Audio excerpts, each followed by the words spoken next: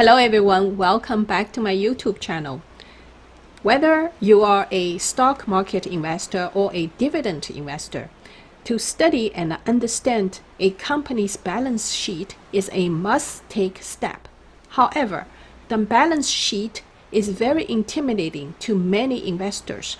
In today's video, I will show you how to study a company's fundamentals in less than 1 minute. I'll show you the simplest way to extract the data from balance sheet and income statement. So please leave in the comment down below to share your experience with balance sheet. For those of you who's new to my channel, please subscribe and hit that notification bell so you will not miss any videos in the future. I believe every investing platform or your trading platform will provide you the information for the fundamentals. For example, the balance sheet or income statement. For me, in this case, I'll just use one of the platform that I'm using currently, which is called Etrade. So all you need to do is type in the symbol ticker number of a stock. For example, if we study Apple, so we just put a AAPL in, and then you click on the tab fundamentals, and it will lead you to this page: key statistics, balance sheet, income statement, cash flow. So for today's purpose of the video, I will not go into every itty-gritty details of which number represents good number or bad number. I will just show you how to read those numbers and then what numbers you need to focus on, your eyeballs need to focus on. All right, I will not analyze the data because it's gonna take me hours and hours to do that. So I will keep it short and sweet, but at the beginning I will slow down so you will not be scared. I will not do all my presentation within a minute, but later on I'm gonna give you an example to show you how exactly you can extract those data from balance sheet as well as income statement as well as cash flow less than a minute. So for the first part, the key statistics part, you need to look at the institutional ownership and then shares outstanding. If you are a trader, you also need to look at a short interest as percentage of float. And also you need to look at debt to equity ratio, which is important. It is typically should be 1 to 1.5. So this Apple is at a very good rate. And also you need to look at the debt to asset ratio. Price to earnings ratio is the most common one. You need to look at it. For Apple is 24.31. That means you are paying the price 24.31 times of its earnings. I'll show you here. Earnings per share is 12.756 times this number equals the current price of Apple. So this is very important number you need to focus on, as well as you probably needed to look at the price per cash flow ratio. And also profitability is on everybody's mind. You need to look at the net profit margin. The margin, the higher the better, and gross margin as well. And also you need to look at the return on assets percentage and the return on equity percentage. Hopefully is positive, and also the higher the better. Dividend investor you need to focus on is dividend yield payout ratio. Of course, it's less than 30% to 50%. The higher probability you will get the dividend intake. And also you need to look at annual dividend per share. You need to focus on that. That's all you need to know from a key statistics. Here comes the most intimidating sheet, which is called balance sheet. But after I explain to you, there is no intimidation whatsoever. So for balance sheet, it is only have annual or quarterly. So if you are a current investor, you probably will select quarterly because you can get most recent data from any company. What balance sheet means is just a number between assets and liability.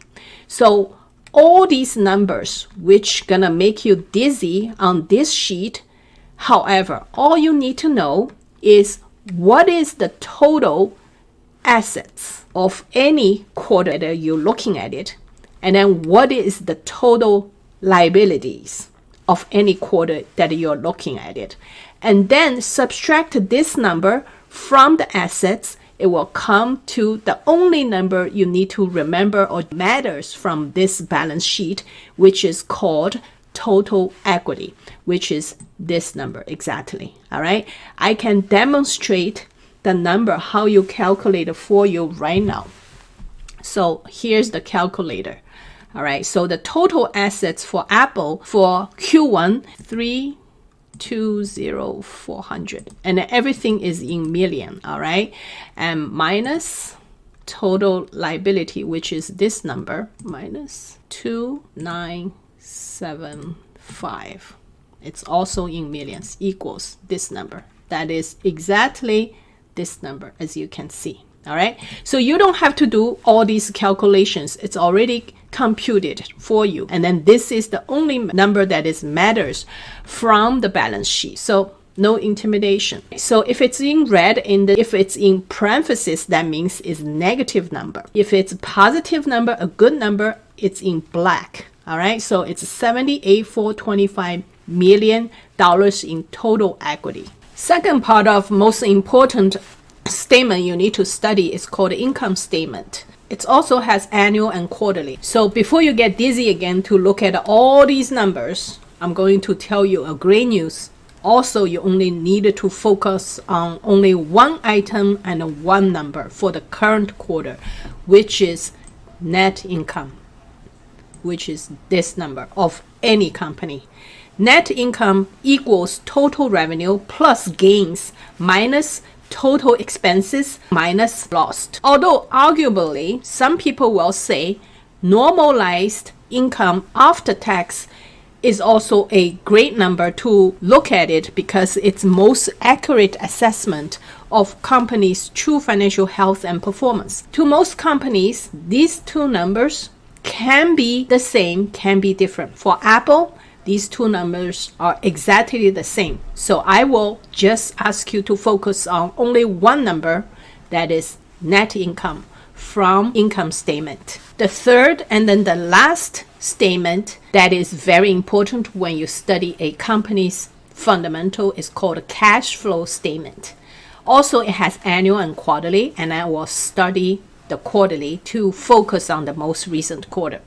All right, so the cash flow statement, after you look at all those mind-blowing numbers, I will give you a great news. That is only one number you need to remember. That is called net change in cash, which is calculated by total cash from operations plus the total cash from investing activities plus the total cash from financing activities. All right, so only three numbers it can be used. This number, which is positive, minus this number because it's negative, minus this number because it's negative, and come out this number. This is the number for most current quarter for Apple. It has a net loss of $7,175 million in cash flow. So let's summarize a little bit. It's very simple. When you study key statistics, only few numbers you need to pay attention. For balance sheet, income statement, and cash flow statement, only one number from each statement. So that makes your job much easier. So we can practice now to give one company, you can check to see how many seconds you need to study one company. Let's use Microsoft to practice how to study its fundamentals. At the key statistics, all you need to know is a few numbers. Short interest is very low. Debt to equity and debt to assets is very low, very healthy for Microsoft. Price per earnings at this time is 32.58, is also very great for this growth company. Price to cash flow is also good. Return on assets, return on equity, and return on investment capital is also very healthy. Dividend yield currently at a 1.11%. Payout ratio is low. Annual dividend rate is at $2.04 per share. That's all you need to know from statistics. Balance sheet wise, all you need to know is the total equity, this number. it's positive. Also, you can compare to previous quarters. If it's keep increasing, not decreasing, then that's healthy, total equity. All right. So from income statement, also one number you need to focus on, which is net income. Net income is currently also positive for this quarter, which is great. You compare to previous quarters, it's not much change. All right. If it's dramatically decreased, then that's no good. If it's slightly increased, then that's good. And then for cash flow, all you need to focus on net change in cash for Microsoft, which is positive for this quarter, $354 million. Compared to previous quarters, it's much improving, except this quarter. So in this kind of investing environment, Microsoft is very strong for its fundamentals. So it's a great company to invest. That's how you study a company's fundamentals. If you like today's video, please do not forget to subscribe, like, and comment, and share the video with whoever you think will be benefit from today's video. And also do not forget to smash that notification bell so you'll be the first one to know when my new video comes out. Thank you.